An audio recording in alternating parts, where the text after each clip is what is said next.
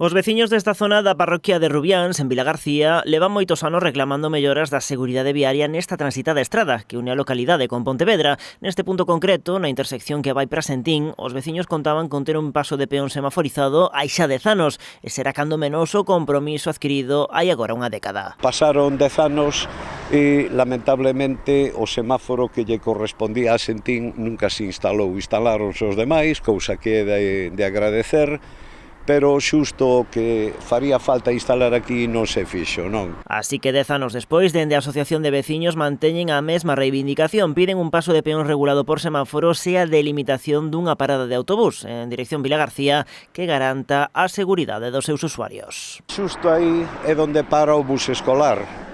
Entón, bueno, atravesar a carretera, si para un adulto é complicado, para un neno, en fin, é francamente, bueno, moi perigoso, non?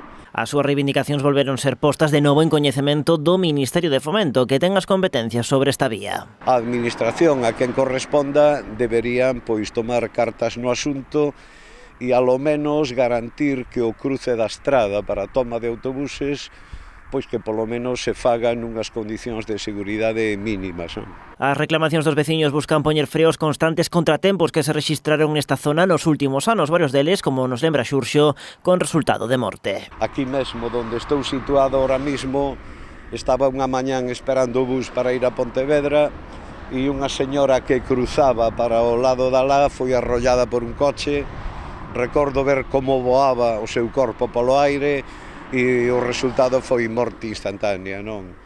Na casa que está á miña espalda, unha rapaza que ora tería, non sei, un par de anos menos dos que teño eu, se vivira, cruzou a estrada e topouse cun camión que baixaba, encima parece ser que sin frenos e, bueno, tamén morte instantánea.